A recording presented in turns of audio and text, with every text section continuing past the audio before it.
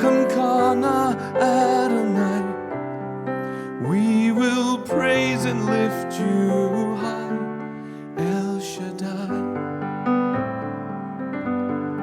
Through your love and through the Ram, you saved the son of Abraham, and by the power of your hand, turned the sea into dry land, and to the outcast on her knees, you were the God who really sees. And by your might, you set your children free. El Shaddai, El Shaddai, El Elyon Adonai. Age to age, you're still the same, by the power of the name. El Shaddai, El Shaddai, Erkana Adonai. We will praise and lift you high, El Shaddai.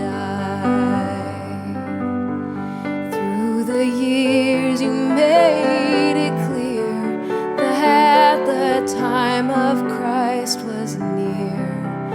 Though your people could not see what Messiah ought to be, and though your word contained the plan, they just could not understand.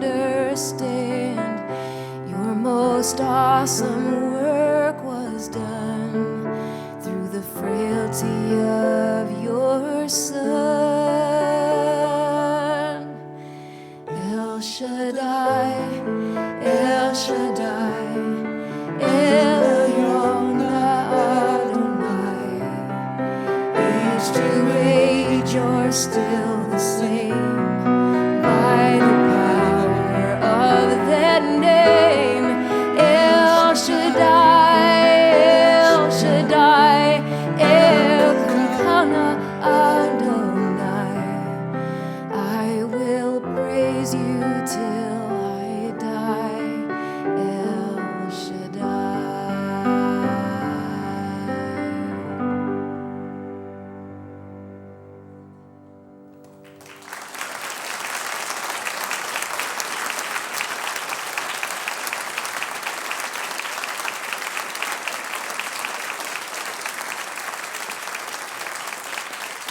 I'd like to introduce a good friend and a good brother. We rode motorcycles together when we were foolish enough to be riding motorcycles. Then we both smarted up at about the same time and got rid of them, but we still spend a lot of good time together.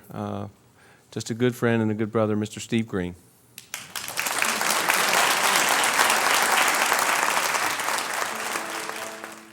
A sign shall be given, a virgin will conceive, a human baby bearing undiminished deity. The glory of the nations, a light for all to see, and hope for all who will embrace his warm reality. Immanuel, our God is with us, and if God is with us, who could stand against us? Our God is with us, Immanuel. For all those who live in the shadow of death, a glorious light has dawned. For all those who stumble in the darkness, behold, your all light has come. Immanuel, our God is with us. And if God is with us, who could stand against us? Our God is with us, Immanuel.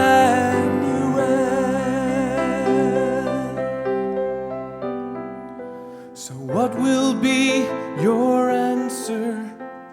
Oh, will you hear the call of him who did not spare his son, but gave him for us all? On earth there is no power, there is no depth or height that will ever separate us from the love of God in Christ. Let's sing together. Ready? Immanuel, our God is with us. And if God is with us, who could stand against us? Our God is with us, Immanuel.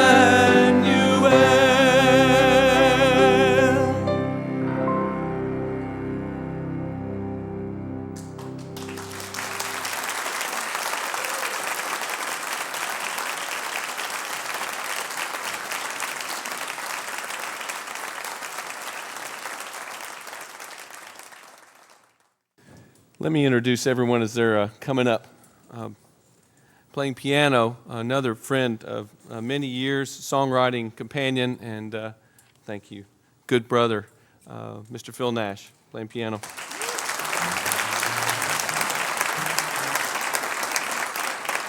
Playing percussion, we're on the road together now till on into December.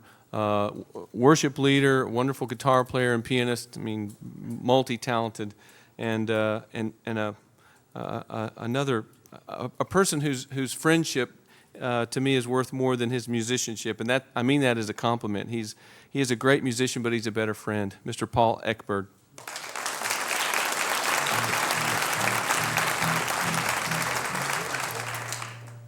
Last but not least, back there playing bass with a beautiful sort of starburst coming from the back of your head. He's a jazz musician. If you know jazz musicians, they're different sort of people. If a good jazz musician can play anything, and so he's sort of condescended to men of low estate and is playing this folk Christian stuff with me. But another good brother, Mr. Steve Mikesell.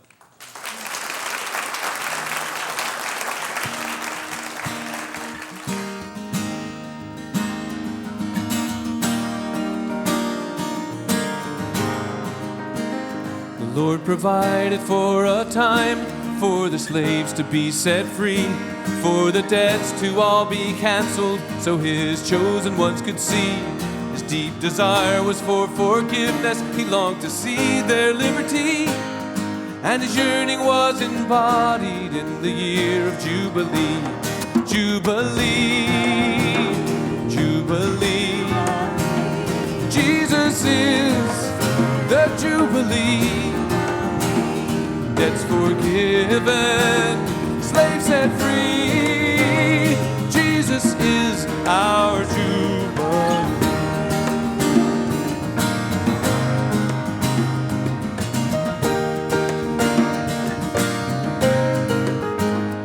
At the Lord's appointed time, his deep desire became a man, the heart of all true jubilation, and with joy we understand.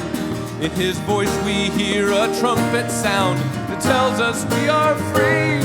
He is the incarnation of the year of Jubilee. Say, Jubilee, Jubilee. Jesus is the Jubilee. Debts forgiven, slaves set free.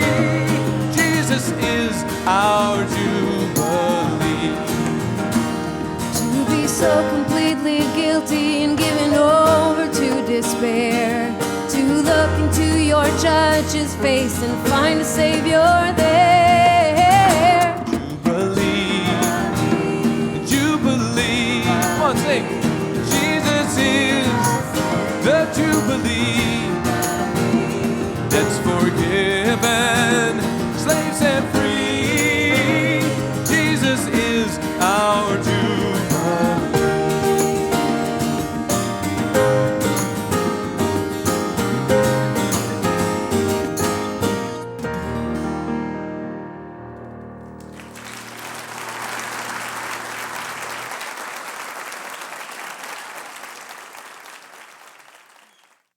William Lane was a professor at Western Kentucky University where I went to school.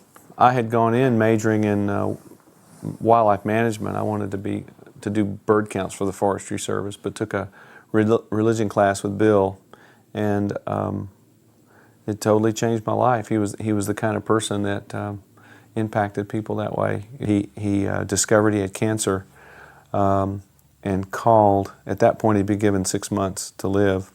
And he called me and said, "I'd like to come to Franklin to die." He came to Franklin, ended up living 18 months, and in the process helped start this group called the Empty Hands Fellowship. The Empty Hands is a group of brothers of the Christian faith whom God has knitted their hearts together concerning racial reconciliation, cross-racial, cross-economical, cross-denominational bounds. Empty Hands is a group of men that gets together and prays. There's a group that meets on Wednesday morning, which is much larger, and that's really a fellowship group. But then the Thursday noon group is a prayer group, and that's really the heart of what it's all about. Because racial reconciliation can only come together if the heart has been reconciled with God, because we've tried to legislate it and it did not work. We're having a gathering on the square at Franklin this weekend. That has a very conscious racial reconciliation theme. And, you know, black pastors and white pastors and black music and white music. And it's there on the square of Franklin, Tennessee, which is a big Civil War town and a town that has been very segregated. We're focusing on that which all of us agree on, and that is that Jesus Christ is the Savior of the world. Last year, our first gathering, we had some elderly black and white members of Franklin in tears just saying, "I never thought I would see this." So it's very powerful. We are very fortunate to have a wonderful brother, played at the gathering a couple of weeks ago, did a wonderful job. Again, though, what you need to understand is this music is all coming out of relationship and out of community. And while these people are all great musicians, we're more excited about our relationship with each other and our relationship with the Lord. That's where the music comes from. Music comes out of community, and that's one thing we're trying to demonstrate, I guess, tonight. But it's a privilege to have him here, and I'm proud to call him my friend, Mr. Kirk Whalum.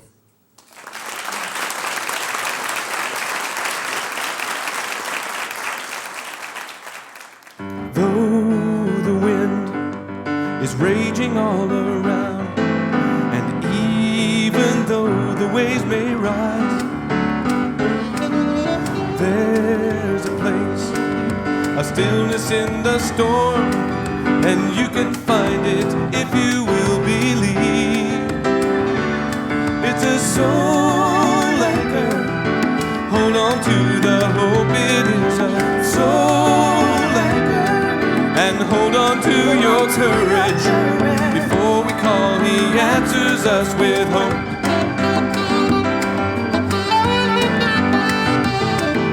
We are so sure of what we're waiting for, and certain of the things we do not see. For we are told by one who cannot lie, and in this hope is our security. It's a soul anchor, hold on to the hope. It is a soul anchor, and hold on to your courage. Before we call, he answers us with hope. Hold fast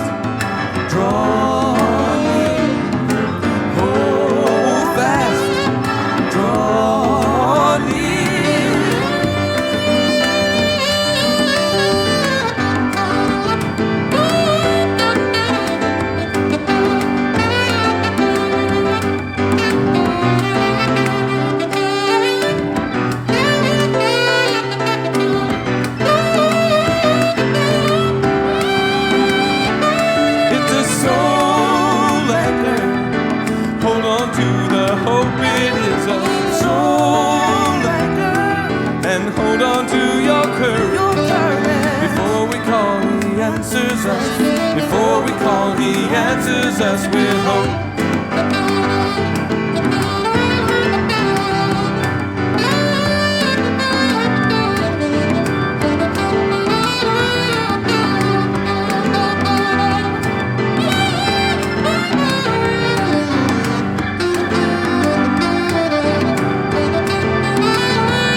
It's a soul anchor. Hold on to the hope. It is a soul anchor. And hold on to your courage. Before we call, He answers us. Before we call, He answers us with hope.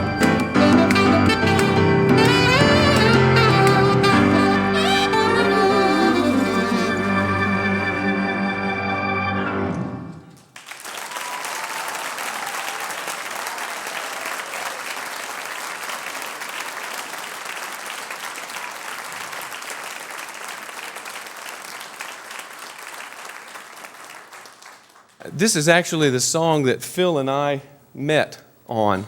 I was working with a wonderful brother named Norbert Putnam on this song, and it wasn't going much of anywhere. And he said, I've heard that this new, hot, young keyboard player in Nashville. Huh? It's an old story. Yeah, it is an old story. And he came in, and we had this song that was going nowhere. And he sat down and started playing this introduction, and it all came together. It's called Know You in the Now.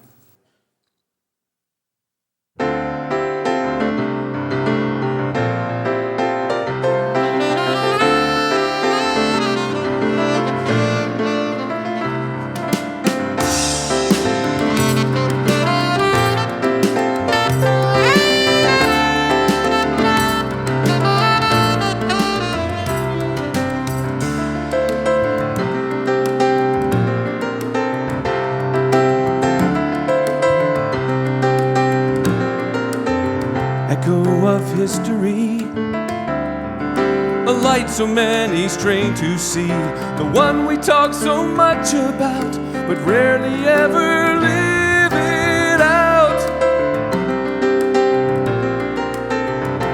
Could you tell me why? Was it for this you came and died? A once a week observance when we coldly mouth your words. Lord, I long to see your presence in reality, but I don't know how. Let me know you in the now.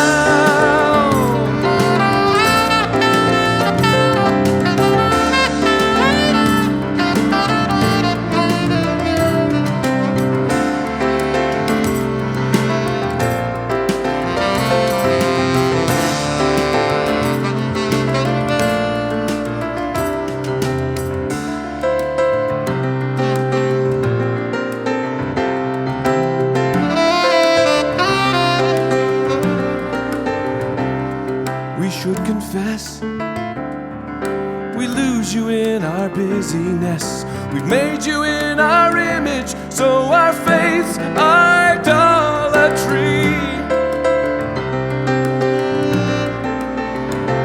Lord, deliver me and break my heart so I can see all the ways you dwell in us, that you're alive in me.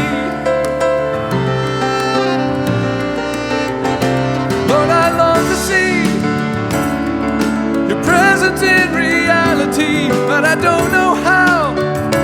Let me know you in the now.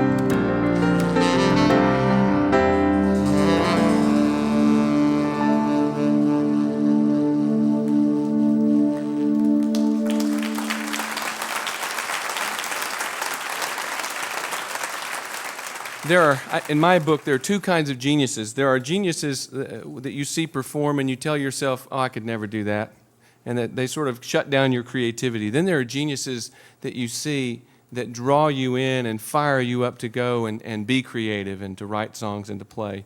And though he's leagues beyond where I'll ever be, Phil Keaggy is the second category. When I'm around Phil, I actually feel I can play better and be better. So I don't know of a better way to introduce somebody. Give a good welcome to Mr. Phil Keaggy.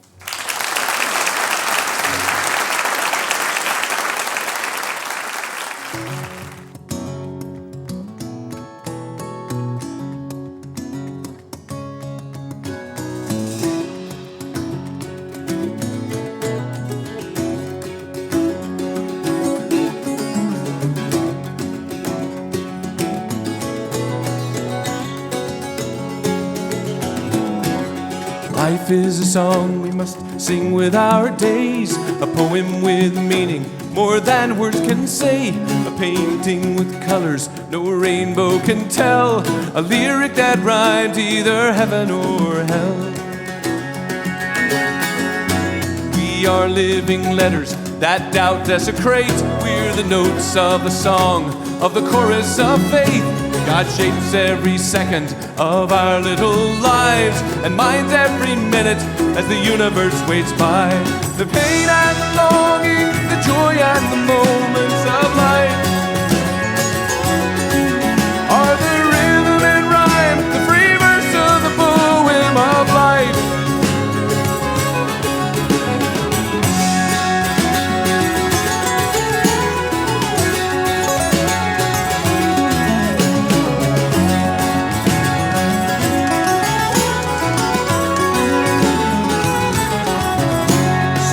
In the mirror and pray for the grace to tear off the mask, see the art of your face, and open your earlids to hear the sweet song of each moment that passes, and pray to prolong your time, the ball of the dance of your days, your canvas of colors, of moments ablaze, with all that is holy, with the joy and the strife, with the rhythm and rhyme of the poem of your life, with the rhythm and rhyme of the poem of your life.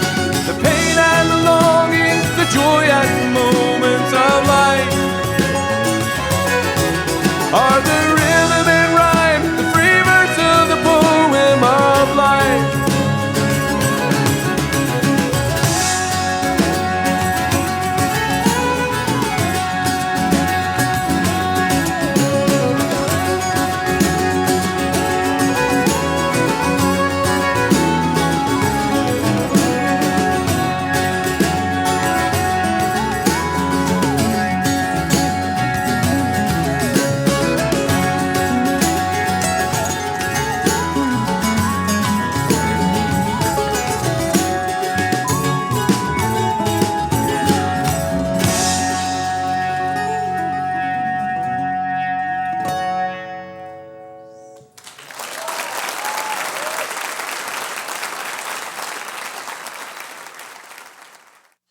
The telescope is sort of a real fun project for us. We go out and Mike sets it up.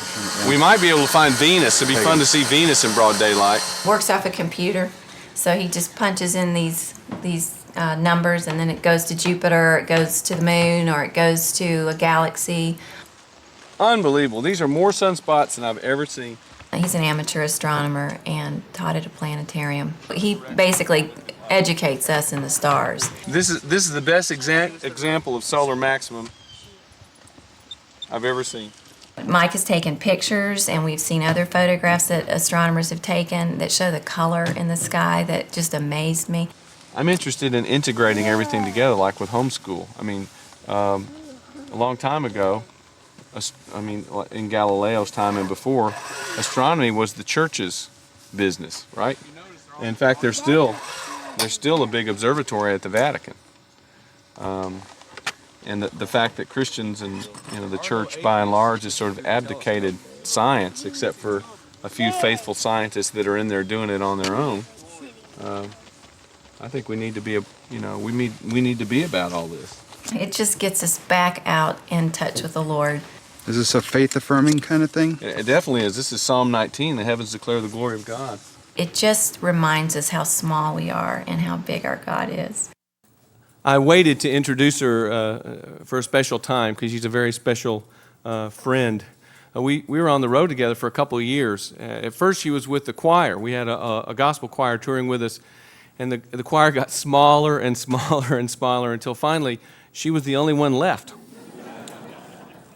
But she was able to hold her own, musically, and then, with all the guys. She was the one lady with all the guys, and it was wonderful to have her on the road with us. She was Miss Black Cincinnati, 1994, right?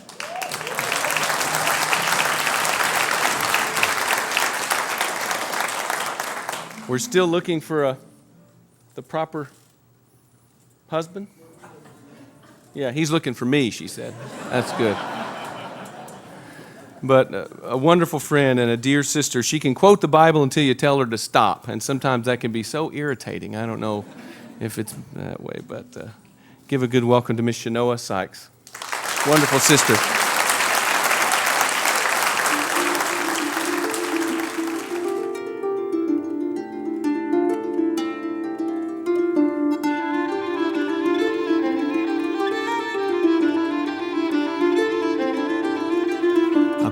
Bright and holy beams of light that travels far began the trip from his fingertips, the wonder of the stars. Confirm the signs and seasons, so silently they sing of the wonder of their kindler, of the power of their king.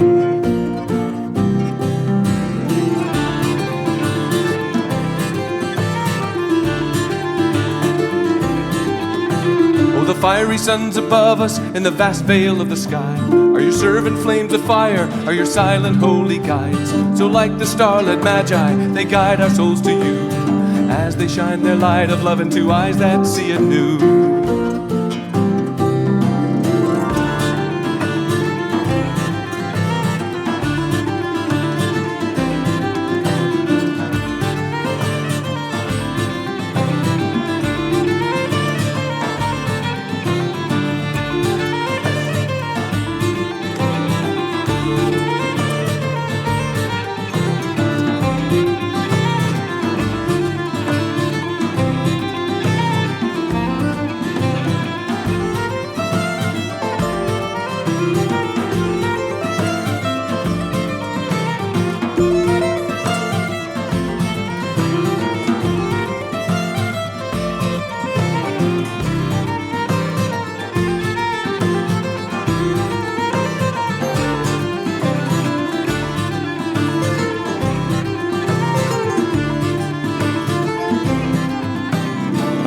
Bright and holy beams of the light that travels far began the trip from his fingertips, the wonder of the stars. So like the starlit magi, they guide our souls to you, as they shine their light of love into eyes that see anew.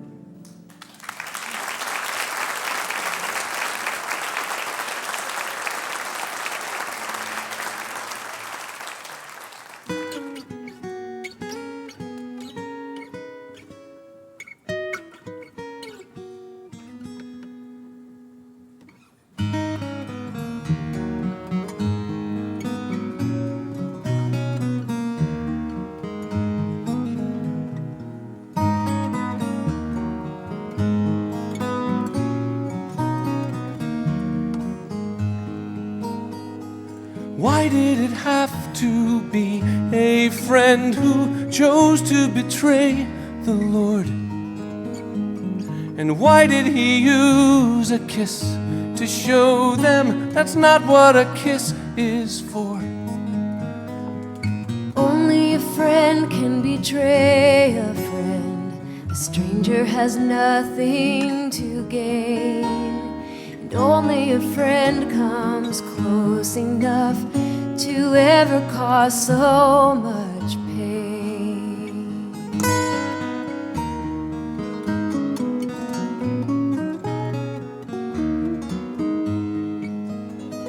And why did there have to be a thorny crown pressed upon his head? It should have been a royal one, made of jewels and gold instead. It had to be a crown of thorns, for in this life we live.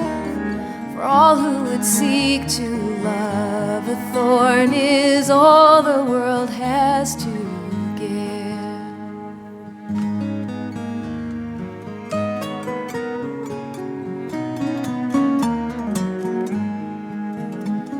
And why did there have to be a heavy cross he was made to bear?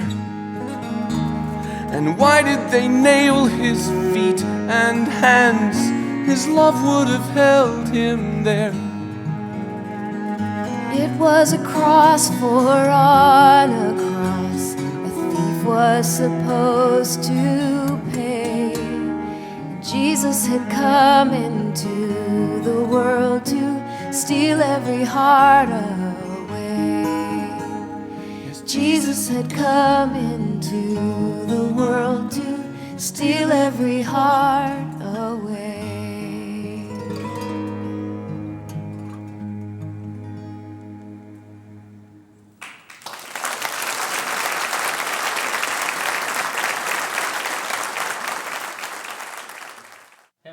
The class meets at a place called the Franklin House, which is, we call it a discipleship study center. It was begun when Dr. Lane was still alive. He came to Franklin knowing that he was dying of cancer, and had only been given 6 months to live, and ended up living 18 months. And he actually began teaching there before he died. In fact, he died right in the room where we have class, which is pretty meaningful because he's the person that mentored me and discipled me. The class is a class that rotates on the life of Jesus. We go through Gospels, we do Christ in the Old Testament, and it really is a class on the life of Jesus. And everybody comes. It's not tied to one church. There are a number of churches that are represented there, all denominations. One of the best things that a teacher can say is, "I don't know." And so I definitely don't present myself as any kind of a know-it-all. What I think I primarily present myself as a struggler. Like right now, I'm really struggling with who is Peter, and especially struggling with James, because I'm having problems with James right now and his authority in the church that I feel was taken away from Peter. Usually I'll start a class with, this is a question that I have that I may or may not have the answer to, or maybe I have a fragment of the answer, and let's sort of reason together. And people, the class really responds to that. Dr. Lane taught us that the most important thing about studying the Bible is to ask the proper questions. And so that's another thing we do. We ask a lot of questions. There's something about coming together and reasoning together, as we look through Scripture, not just be didactically sort of spoon-fed, here's this and here's that.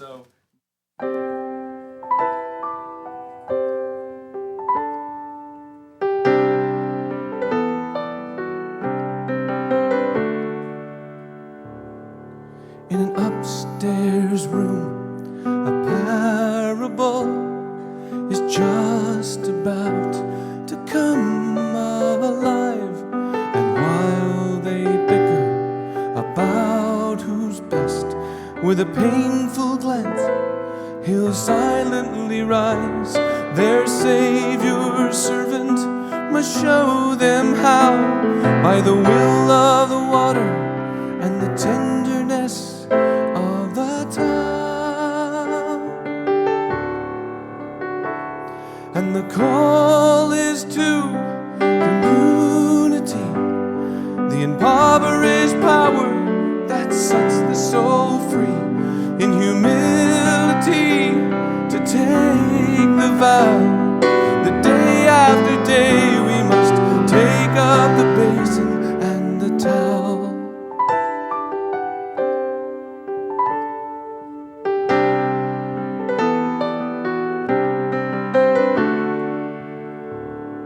In any ordinary place, on any ordinary day, the parable can live again when one will kneel and one will yield. Our Savior's servant must show us how, by the will of the water and the tenderness of the towel. And the space between ourselves sometimes is more than the distance between the stars. By the fragile bridge of the servant's bow, we take up the basin and the towel. And the call is to community, the impoverished power that sets the soul free. In humility to take the vow that day after day we must take up the basin, and day after day we must take up the basin, and day after day we must take up the basin and the towel.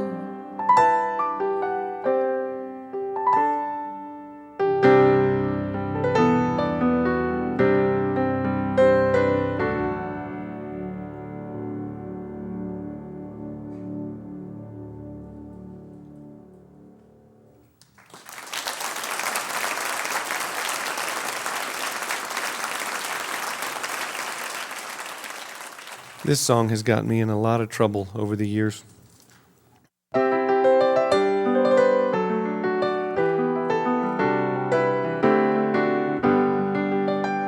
It seems I've imagined him all of my life as the wisest of all of mankind.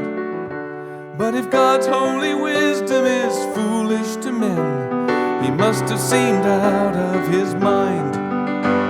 For even his family said he was mad, and the priest said a demon's to blame. But God, in the form of this angry young man, could not have seemed perfectly sane. When we in our foolishness thought we were wise, he played the fool and he opened our eyes. When we in our weakness believed we were strong, he became helpless to show we were wrong. And so we follow God's own fool, for only the foolish can tell. Believe the unbelievable and come be a fool as well.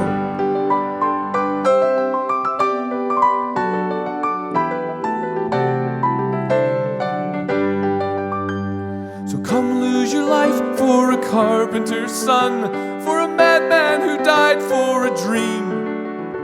Then you'll have the faith his first followers had, and you'll feel the weight of the beam. So surrender the hunger to say you must know, have the courage to say I believe. For the power of paradox opened your eyes and blinds those who say they can see. We in our foolishness thought we were wise, he played the fool and he opened our eyes. When we in our weakness believed we were strong, he became helpless to show we were wrong. So we follow God's own fool, for only the foolish can tell.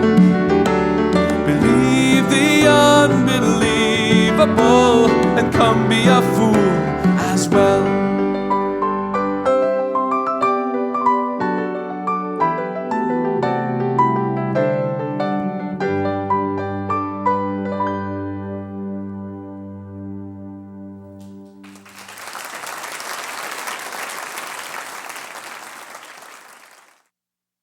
We were driving down the main street of Franklin one day talking about a friend of ours who was going through a divorce. And I just sort of heard myself say, well, let's go to a marriage counselor before we have any big problems.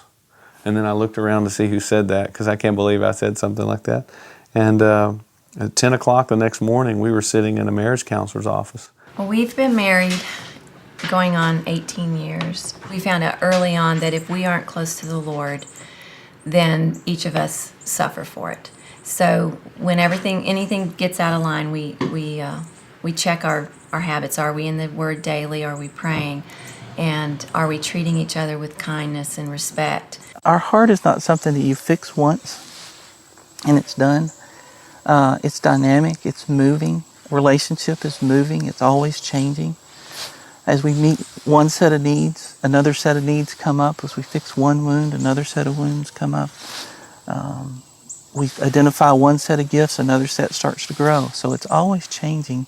We always have to walk in community together, or we can get blindsided. It turns out our counselor, Ken Cope, we went to school together. He was at Western, knew Dr. Lane, sort of had that connection, which was wonderful. Had studied with Larry Crabb, and sort of taken Larry's ideas and made them his own. And we check in with him twice a month, and it's just to say, where are you, and how are these situations affecting you? And so we've gone to him for about, I guess, 5 years now, maybe longer than that. But he's much more than a counselor. He's really sort of a coach. He really helps me in terms of accountability. He's asked me, tell me what you're seeing in me. What am I missing here? And I've been able to hold up a mirror to that. It is a great privilege to have tonight my best friend, Scott Rowley, to play for us. Give him a good welcome.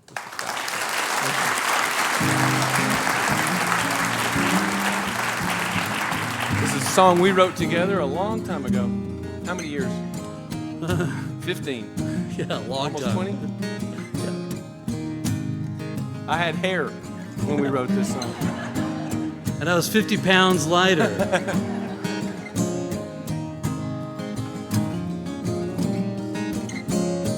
There sits Simon, foolish and wise. Proudly he's tending his nets. Jesus calls and the boats drift away, and all that he owns he forgets. And more than the nets he abandoned that day, he found that his pride was soon drifting away. And it's hard to imagine the freedom we find from things we leave behind.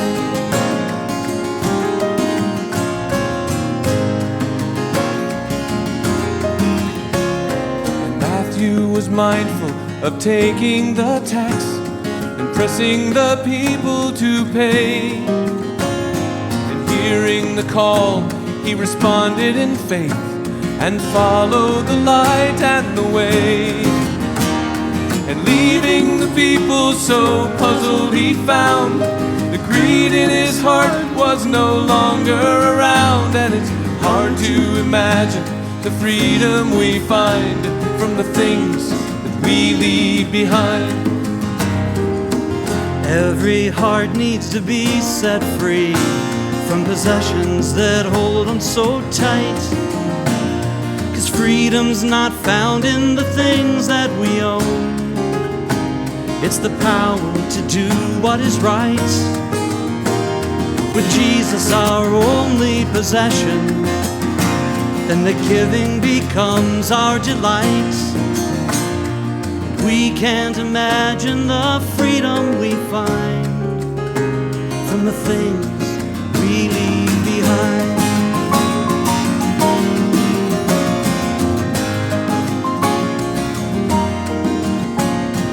We show a love for the world in our lives by worshiping goods we possess.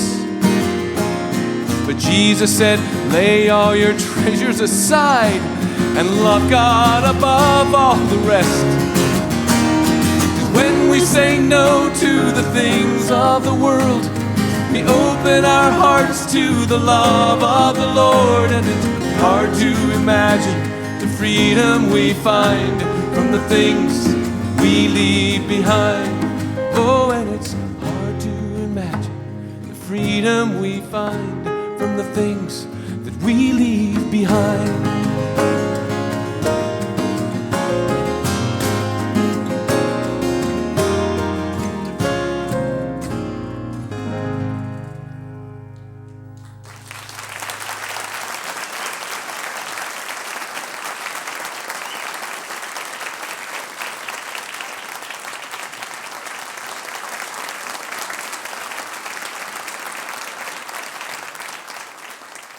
I think this is the brother that taught me that music comes out of a relationship and friendship. We had about 8 years together on the road, and they were hard years, weren't they? I mean, this is in the van, staying in people's homes, the whole 9 yards. And John was faithful during that time and always did his best. And I can't tell you how much you mean to me. Give a good welcome to Mr. John Catchings.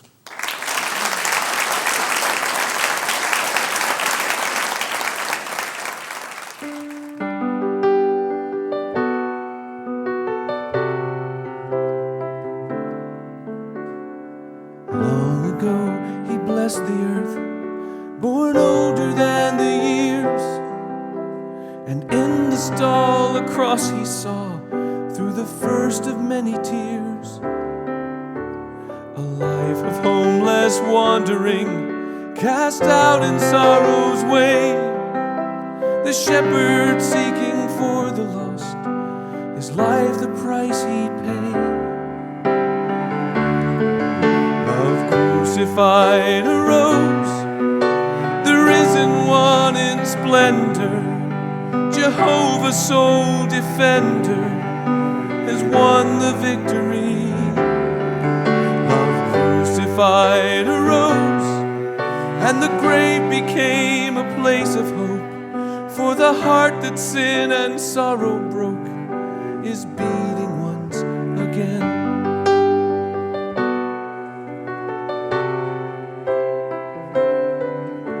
Throughout your life you felt the weight of what you'd come to give, to drink for us that crimson cup so we might really live. At last the time to love and die, the dark appointed day, that one forsaken moment when your father turned his face away. Love crucified arose, the one who lived and died for me was Satan's nail-pierced casualty, and now he's breathing once again. Love crucified arose, and the grave became a place of hope, for the heart that sin and sorrow broke is beating once again.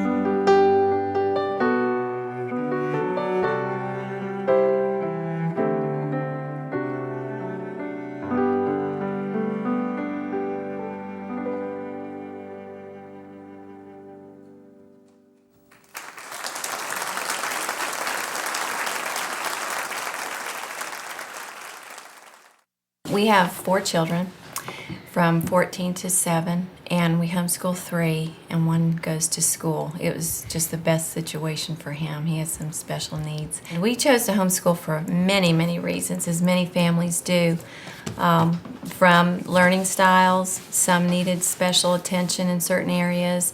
The primary reason is because we didn't want to be strangers to their souls. And so we like to spend a lot of time with them. We have Methuselah. His support is vital. As a couple, we have to really approach this together because it requires so much of us. And so he gives us the spiritual backbone. Our secret is that we cover a lot of material. We don't get bogged down in 2 or 3 verses. We'll go 4 or 5 chapters at a time. Latin is fundamental to the English language. English is not a Romance language per se, but a lot of our words are derived from Latin. And so Because it's sort of the foundation on which our language is built, I wanted them to start there. And it crosses over into so many subjects, into your sciences especially, and, well, it's just everywhere. As we had child number 3 and child number 4, it got really noisy in the house. And the room that we're in now for school was his library, his study. And I couldn't keep the kids quiet, was bottom line. I had to find a place to get away, so we built this place. It's small, but has everything I need in it. I did not name it the doghouse. Our pastor named it that, our pastor Mike Smith. He was on our front porch one day and he says, "Oh, so he's got a doghouse now." And it became a big joke, so everybody calls it the doghouse. I'd like to do a song for my family who are all here. My wife Susan, and Maggie, and Nathan, and Will, and Katie, who are all right there on the front row. This is all of the advice that Susan and I could cram into one song to give to the kids. So for all you kids, here's all the advice that you need to hear. It's called The Sunrise of Your Smile.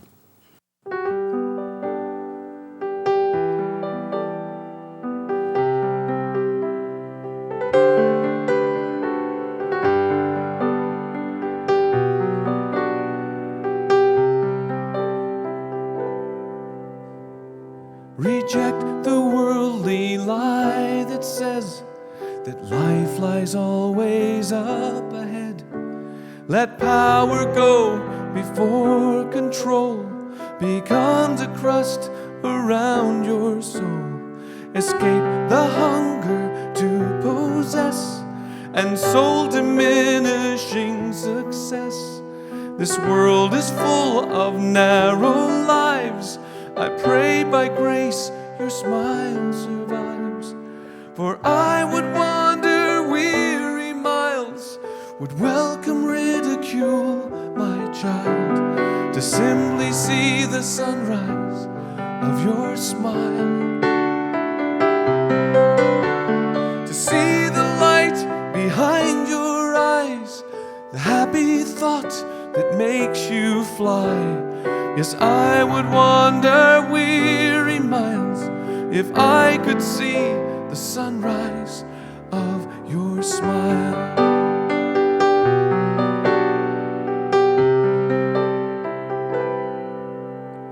Now close your eyes so you can see your own unfinished memories. Now open them, for time is brief, and you'll be blessed beyond belief.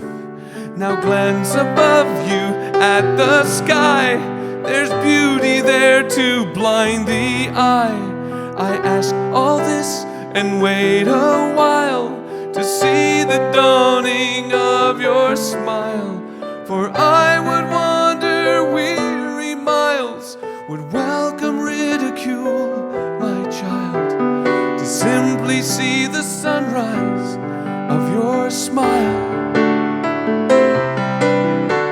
To see the light behind your eyes, the happy thought that makes you fly. Yes, I would wander weary miles. I would wander weary miles. I would wander weary miles if I could see the sunrise of your smile.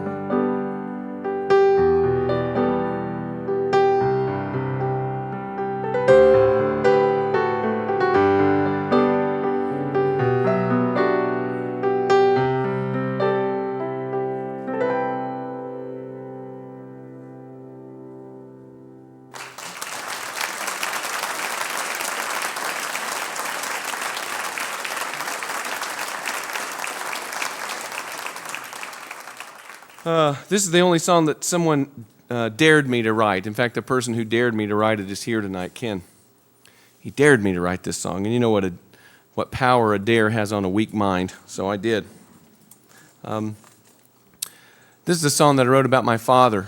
He was a doctor. He practiced medicine in North Nashville in Madison. He knew that he wanted to be a doctor from the time he was 7 years old. and he practiced medicine 53 years. He was 82 years old when he started having small blood vessel strokes and wasn't quite up to the work anymore and was forced to retire at 82. Still had 5,000 patients on file at 82. And at 82 and a half, he died because medicine was his whole life. He was a wonderful man, my father. I'm proud to be his son, William Card, Dr. William Card. I'm proud to be his son. He was a gentle person and a kind person in a world that isn't kind, and I'm proud to be his son.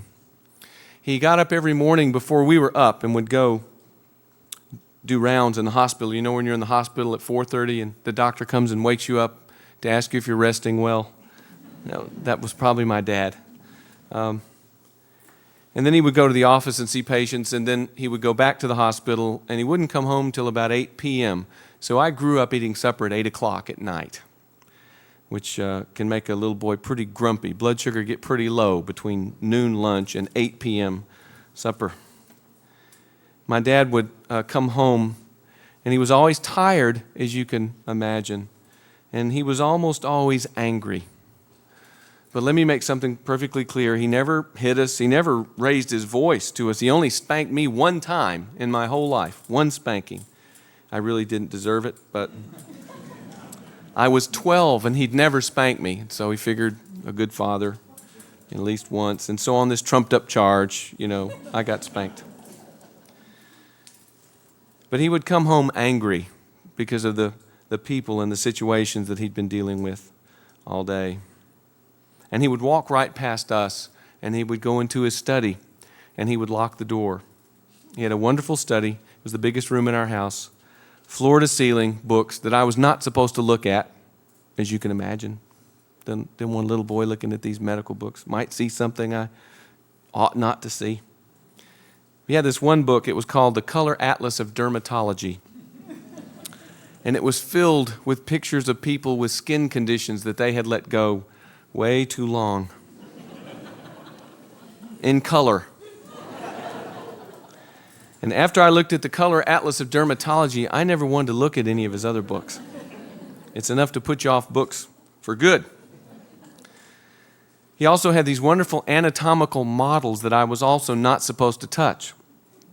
But he had one of the eyeball. And I discovered that there was a lens inside of this thing. When you took it apart, it was real hard to get back together. And on a real bright sunny day, you could use that lens and burn holes through medical journals with it. I probably should have gotten spanked for that, but I never got caught. He would come home, and he would go into his study, and he would lock the door. And to this day, I don't know what he was doing in there, maybe taking a drink or something, I don't know. Trying to find within himself, I guess, whatever it was he thought we wanted him to be as a father. I don't know. But this is where the song comes from. When I was a little boy, I used to get down on my hands and knees, and I used to talk to him underneath the crack of the door. There are pictures of me doing this in my diaper. And I would stick my fingers under the door, and I'd wiggle them at him. See, how are you in there? It's supper time. See? I know it's a silly picture. It's a big joke in my family. Well, I'd shared that story with Ken. And one day he looked at me and his face lit up and he said, I just figured out who you are. I said, I need to know this information. He said, you're still that little boy. He said, that's how you communicate with everybody. And he was right. I am still that little boy, and I will do anything to make you listen to me. I will wiggle my fingers for you up here. I will draw pictures and I will slide them out there to you. Because God never wastes anything. He takes the most hurtful things in our lives and He uses them to make us more like Him. And this song isn't really about me. This song is about you. Because I want you to do what I did. I want you to go back and look and ask yourself about those things. Ask the Lord to point those things out to you in your life that He has or intends to redeem. His name is Redeemer, after all. He restores the years the locusts have eaten. And that's what the song's about. It's called Underneath the Door.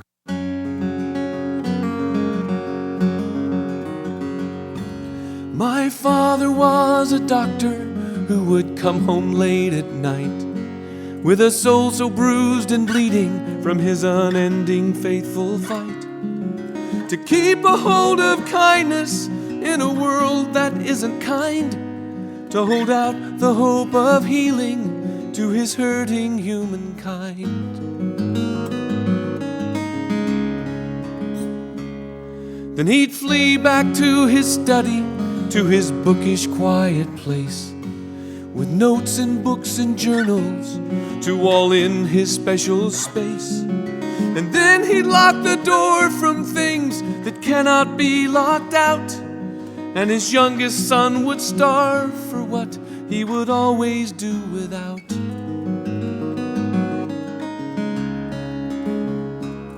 But it was meant to make me who I am, and for all these many years, still the little boy down on his knees, full of hope and full of fear, calling underneath the door, this is me, it's who I am. For we love the best by listening when we try to understand.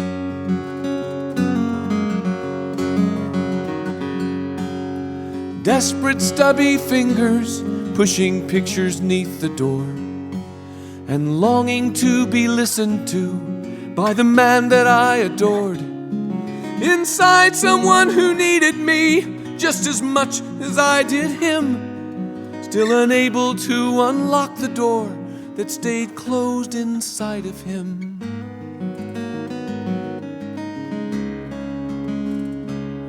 And it's strange the way we tend to flee from what we need the most, that a father would lock out his son when his heart would hold him close. But our wounds are part of who we are, and there is nothing left to chance. And pain's the pen that writes the songs, and they call us forth to dance.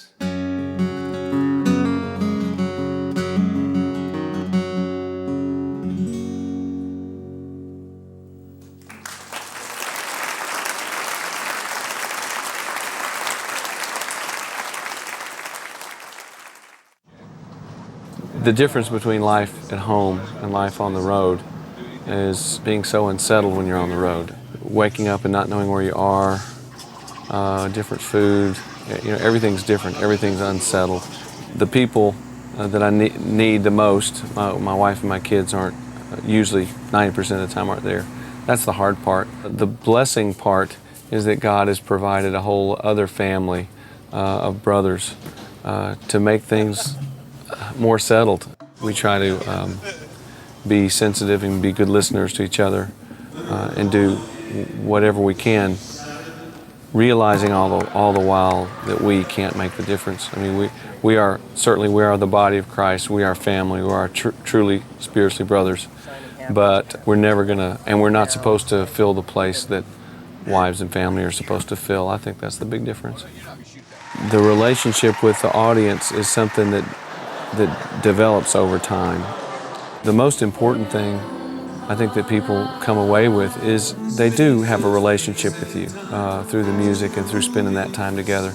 I think if the audience feels cared for, if they feel there's just an intuition that most audiences, not all, but most audiences have, that the person up there really is there for them, that the music is to wash their feet with, to be encouraging to them, to in whatever way we can.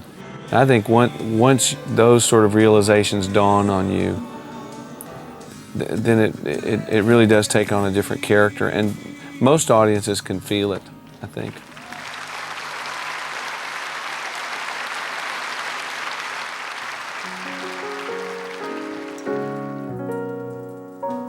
I want to dedicate this to everybody. I know almost everybody here. I hope this, if it isn't now, I hope it'll be true of your life real soon.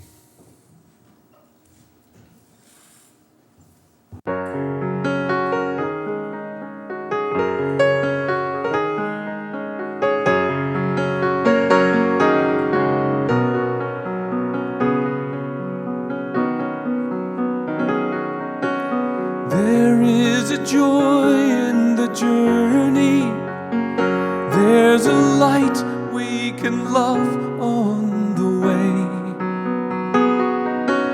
There is a wonder and wildness to life, and freedom for those who obey. And all those who seek it shall find it, a pardon for all who believe, hope for the hopeless, and sight for the blind.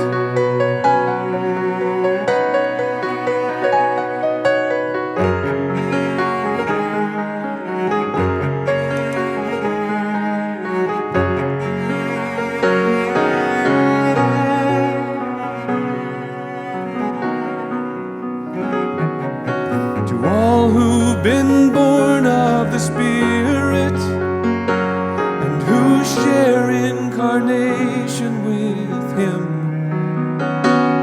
who belong to eternity, stranded in time and weary of struggling with sin.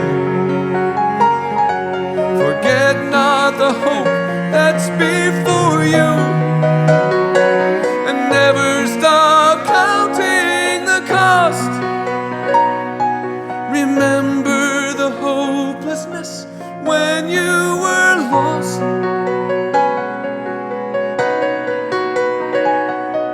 'Cause there is a joy in the journey. There's a light we can love on the way. And there is a wonder and wildness to life, and freedom for those who obey. And freedom for those who obey.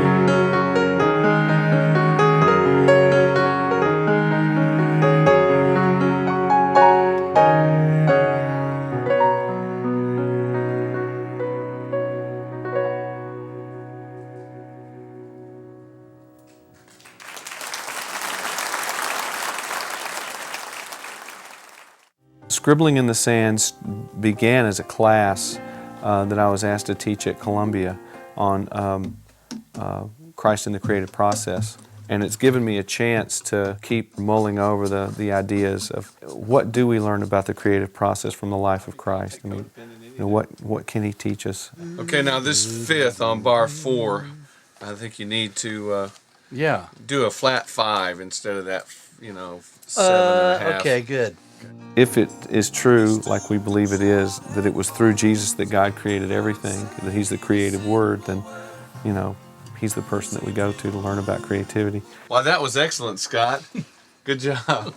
I know you were worried about this song. Glad I could come in and help you out and make it happen. You're really a good singer, Mike. And the image, scribbling in sand, comes from the passage in John 8, where Jesus is confronted with the Pharisees and the woman taken in adultery. And in response to all these angry questions and all this confusion, He bends down and He starts scribbling in the sand.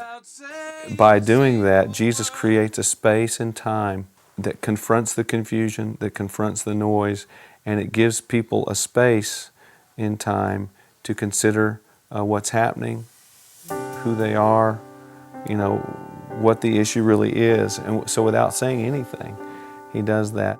Amidst a mob of madmen, she stood frightened and alone, as hate-filled voices hissed at Him that she should now be stoned. But in the air around Him hung a vast and wordless love. Who knows what luminous lesson He was in the middle of?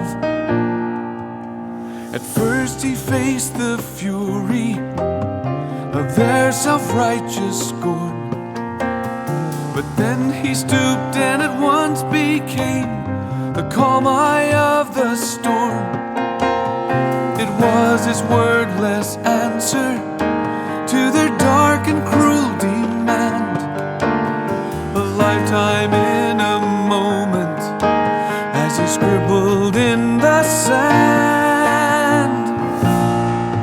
It was silence, it was music, it was art, it was absurd. He stooped and shouted volumes without saying a single word. The same finger of the strong hand that had written 10 commands, for now was simply scribbling in the sand.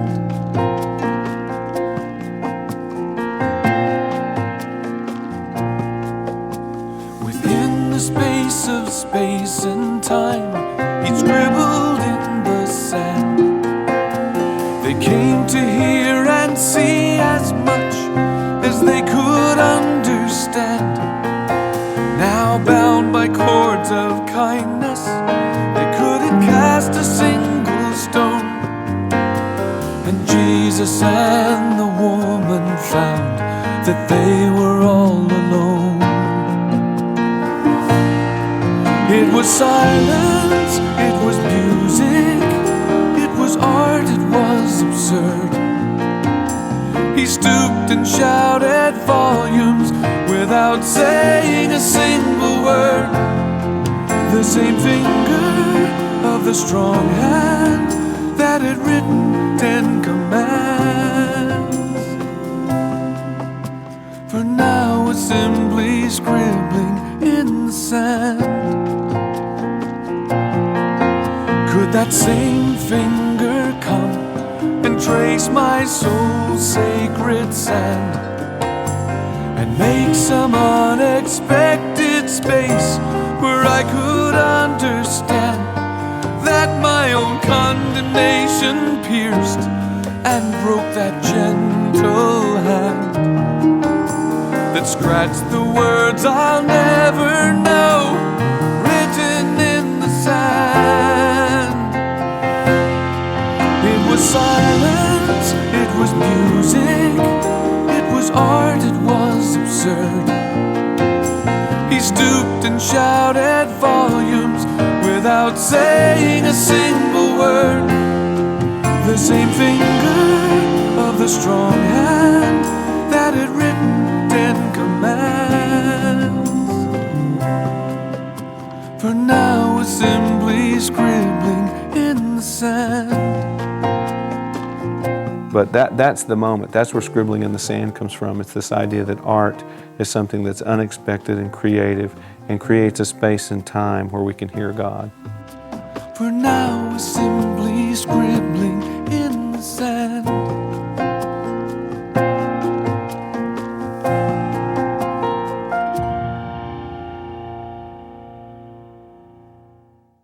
This is from the last chapter of the book of Hebrews.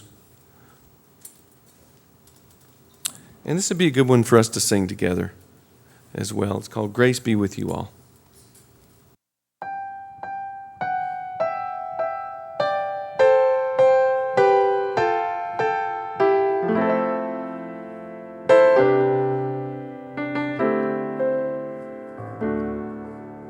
Remember to love one another and do what is pleasing to Him. Be strengthened by grace and worship in reverence and awe the God of peace. Let's sing grace with you, be with you all. And grace be with you all. And may the great shepherd of the sheep equip you with good things for doing His will. And grace be with you all.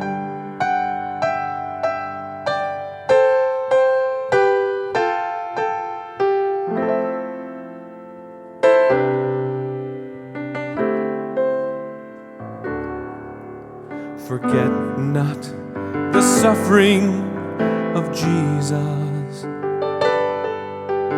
and bear the disgrace that he bore, confessing his name. For Christ is the same yesterday, today, and forever. Grace be with you all. And grace be with you all. And may the great shepherd of the sheep equip you with good things for doing his will. And grace be with you all. One more time. And grace be with you all. And may the great shepherd of the sheep equip you with good things for doing his will. And grace be with you all. And grace be with you all.